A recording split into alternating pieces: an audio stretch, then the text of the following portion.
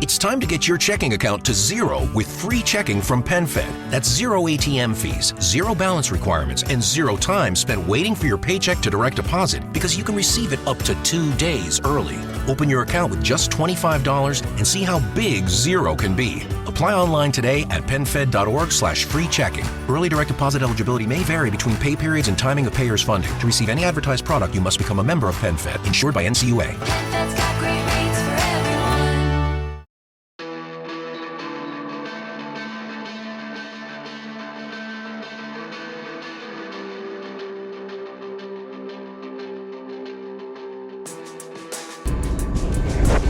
Here we are, it's 6:30 morning, the last day that I'm going to be able to hunt Unit 1. Driving my truck out to where I will be going. It's been a long, difficult rut. It's hard to kind of keep your perspective up. My buddy Jesse shot a nice fork with his bow yesterday. But then while he was taking care of that, a massive 4-pointer walked in on him, and then he airmailed the shot he estimated, didn't use his rangefinder. And so he was crushed. So I gave him the old, oh man, well, at least you got one, which doesn't really make him feel better. Just like if someone were to tell me, hey man, at least you're getting out there. Yeah, but that's kind of what you do up here. So while I totally appreciate the sentiment, it's the right thing to say in that moment, sometimes it doesn't really have the impact that you would help. Because it's impossible to really totally get perspective and totally appreciate what you're doing. I just see it as part of being an Alaskan. This just seems like it's part of the life. Since I moved back here 5 years ago, hunting and fishing and stealing, like all that stuff doesn't feel extra. It just feels part of the standard basic program, the basic package. It's not an elite premium or anything else. So because it's kind of expected that these are the types of things I'm going to be doing and these are the types of things that Jesse would be doing, I think it totally makes it sound like jerks. So I have to absolutely admit that I love living here, that I love it. I appreciate the fact that people are supportive, and I don't at all feel like a victim. It's not a woe is me. Oh gosh, my luck is just so bad, and oh my gosh, look at me, and geez, and gosh, the deer. And why does the universe hate me? Why won't God give me a deer? It's definitely not what I'm doing here. There is a nuance to this whining and complaining, and that is expressing the frustrations of someone who's hunting every weekend. Simple as that. Simple as that. I know I'm not owed anything. I do not believe that I'm owed anything. I do not believe that if you just throw enough hours at it, that it's going to happen. I do understand also this is only my 5th year of hunting. So with only 5 years of hunting, I think maybe I've been lucky to this point that I've had the success that I have. And so maybe this is just one of the lulls that you go through. But here I am. It's the last day I'll be hunting 1A. Thanksgiving is next weekend. I'm going to head to Prince Wales, spend time with Mom and Tom, and so that'd be fun.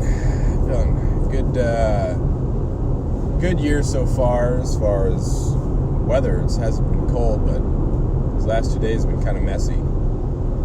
So we'll see how this goes today. See if I can punch my second tag of the year, my first one since the 4th of August. I haven't seen a live buck since August.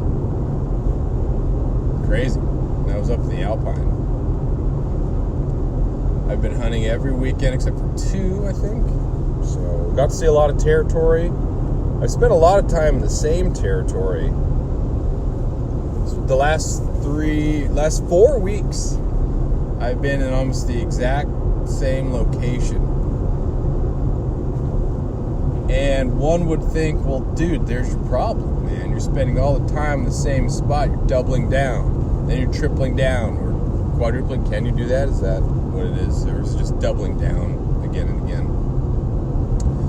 But the more that you more intimately know the area and the rivers and the creeks, and here's a crossing, and here's where there's blowdowns, here's where there's snags, here's where it's overgrown and you can't get past there. But the backside of this is good because it's a soft edge of the muskeg, so that's the best way to approach from here. Once you learn all that stuff, it's hard to not go back because you feel like you have some sort of advantage. If you're just blind walking around muskegs, that's kind of tough. And the more I think that you have knowledge of the forest and the edges, the better, because deer don't live in the muskegs. When you walk into a muskeg, I'm sure someone has seen them bedded down, and I'm sure they do bed down. But that's not where they're spending most of their time. It's like you call them, people who sit on the edge of a muskeg are calling deer out of the timber into the muskeg. Or as you're crossing a muskeg, you encounter a deer who's also crossing the muskeg. So it's like a good spot to kill a deer, but it's not always a good spot to find a deer. So having knowledge of this particular area's the dense part of the woods and the parts where you can maneuver without making as much noise, I feel like that's a great place to be. However, some of those spots get pretty close, and so it'd be tough to get a rifle shot, let alone a bow shot. So anyway, that was been my logic for where I've been hunting the last 4 weeks. And one would think that, well, dude, you're not getting anything. There's nothing there. The crazy thing is, I've seen the most rubs I've ever seen in my life in this area. They're concentrated, just massive rubs. These alders just getting destroyed. We're talking 25, 30 rubs in these two little alder sections. My buddy calls it the rub gallery. So how are you not drawn back to that same area? Because there's something huge back there.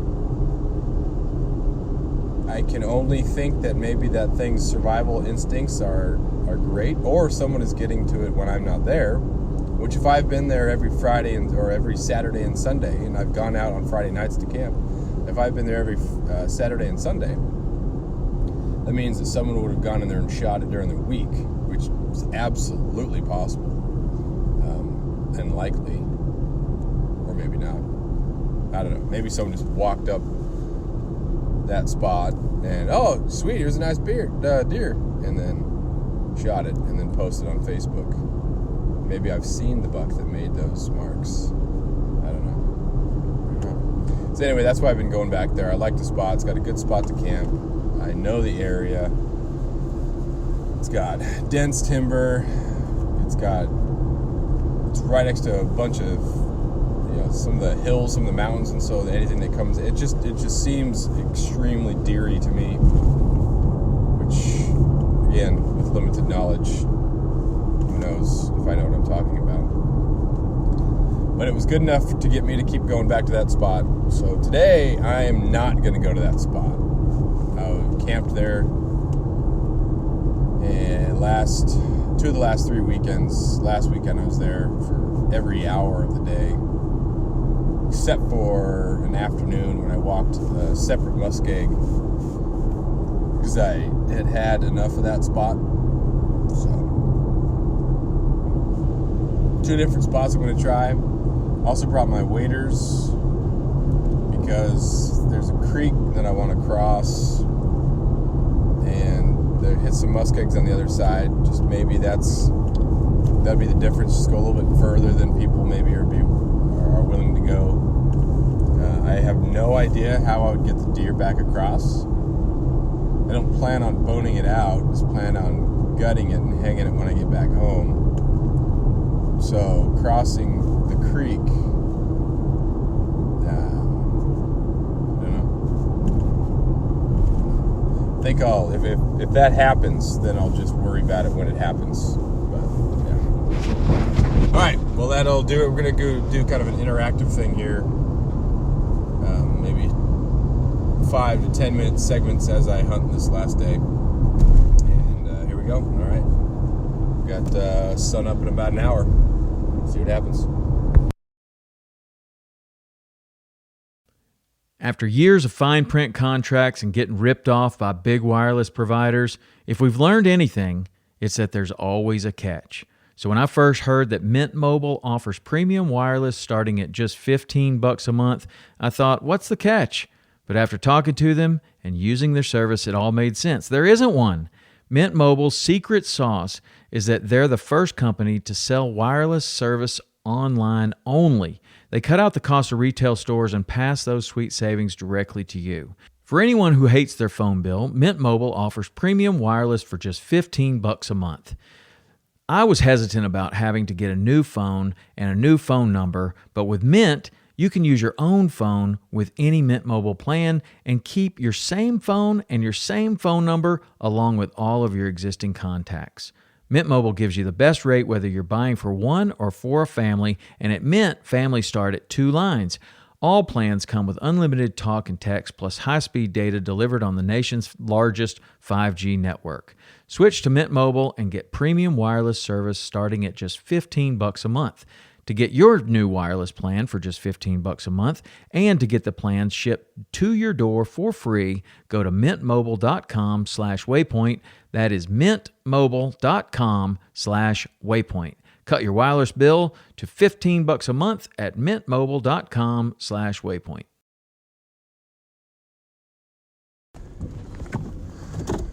Well, that will do it. Unsuccessful yet again. Back to the truck, wet, tired. Not cold, because on these wet days you have to have the Gore-Tex on, and so that just keeps the heat in pretty good. So you sweat a lot on the inside. So, oh, there's a guy right there. So that's the end. There it is. I'm now driving back home and kind of putting words to this rut season that's been dismal as far as getting stuff. This is all within the context, of course, of I've been healthy. I didn't get hurt. I didn't get shot. I live in a place where I can do this. You know, I can have this sort of failure because it doesn't cost me a fortune. I get 4 tags for free. My hunting license cost, $45? And I live in a place where the amount of money that this hobby is costing me is however much money I want to spend on boat gas, car gas, or if I want to pay $20 to get to Gravina or 100 some to get to Prince of Wales and hunt there. So within that context of everything being unbelievably great as far as hunting and feeling good about the prospects of getting a deer, this rut season has sucked, which is, I know, kind of weird, but I'll put it, I'm trying to equate it to some sort of comparison. You know when you're like playing basketball, you're like 5th or 6th grade, and you're pretty solid with your strong hand, so you get those right-handed layups and you feel good. Yeah, like, yeah, here we go, boom. That's what you're thinking. That's what you're feeling when you go for the layup. If it happens to be on the left side and you're dribbling, it's an adventure, and it's more of a when you finally get to doing the actual layup. So the entire time you're trying to dribble with your left hand because it's on the left side, because trying with the left hand on the left side looks better than dribbling with the right because you're so scared of the left. But it's an adventure. And even though like your left hand looks exactly like your right hand, except it's flipped, it's made of the same stuff. It just feels clunkier and less coordinated and less cooperative. This hunting season seems like that. So there's all the excitement before the jump ball, and I get out there, and then as soon as some time starts to pass, it's like the ball is up, it's tipped to me, and I'm on the left side, and oh boy, here we go. 5th grade Jeff trying to keep control of that left hand in for this just chaos of a layup, and everybody is holding their breath. They go, and then just boom, underneath the backboard, or it just shoots back at you. You know, when you can shoot a layup too, and you get it stuck between the rim and the backboard. Sometimes it happens on a jump shot, but when you do that on a layup, that is a special performance. So that's kind of what I would equate this season to, and which then makes me reflect upon how I am as a hunter and what I am as a hunter. Last year, I felt good. I notched 4 tags, got one with my bow, feeling really confident, really good. And then this year, I vowed to hunt over here in Unit 1 a lot more, rather than go to Prince of Wales and hunt a lot of Unit 2, where I know a lot of spots and I have buddies and there's a pretty good deer population. Hunted over here a lot more, and it's more difficult. So that's when you really get an idea of where you're at as a hunter. And so I think, just like a basketball player, until you test yourself, if you keep going in right hand on the left side and you keep shooting right-handed layups on the left side, you're never really getting better. So you got to kind of try it when things are more different to see where it's at. So I would say that I'm an advanced beginner when it comes to hunting. If you put a deer with really poor self-preservation skills or instincts, there's a good chance that I'm going to have a possibility to maybe get that deer. So that's where I'm at, which is good. I feel like I have a pretty solid. Again, you try to look for not the silver lining, but you have to assess. You can't let frustration just totally overcome you. A couple times I got a little frustrated and huffy, and not to the point of thinking, well, why me, and turn myself into a victim or anything like that. Because again, I get to go hunting. I get to do this. This is fun.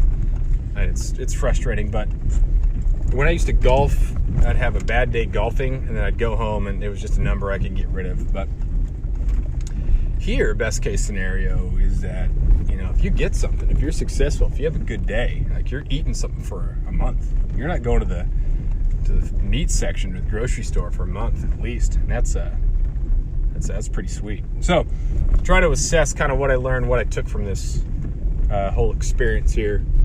I think I have pretty good wilderness skills as far as woodsmanship.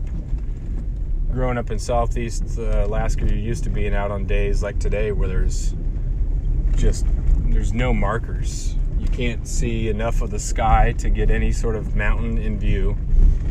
There, you can't tell where the sun is. The wind keeps changing directions, and so just having an idea of just basic,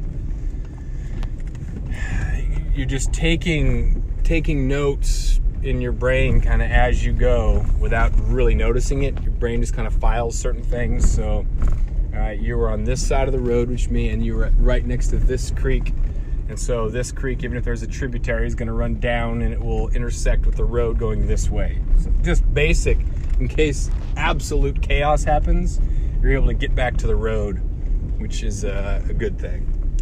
And when you do get kind of turned around, not panicking, I think that's the big thing. So there are a couple of times on solo hunts where I thought for a second, hey man, I'm not really sure where things are. So just taking a second to breathe and then think rather than just panic. So man, if that's like the silver lining, like I didn't get lost, well, that's kind of goal number one. Yeah, I didn't get hurt. It's also good. So but I think I was a lot more patient this year, especially with the bow. I felt that I've never really been a patient person, and I can get stressed out real easily, but just learning muskegs and how to get around and what makes noise and just figuring that sort of stuff out and becoming more in tune with how things work and how things are was pretty good. And then not letting the frustration get the most of you, because if you get frustrated, you can quit. So I mean, I could have gotten frustrated and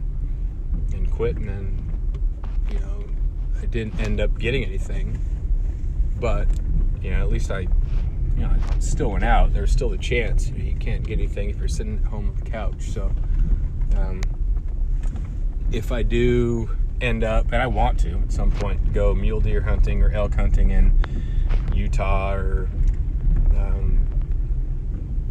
Wyoming or Idaho or Montana or any of those awesome states, it's going to have to be public land, because I can afford any of those big paid, 6, 7, 8, 15 grand hunts with a guide. So I'm going to be on public land, paying a lot of money for some tag and just the opportunity to go out there in my Hunter Orange with a ton of other people. So that's just the expectation.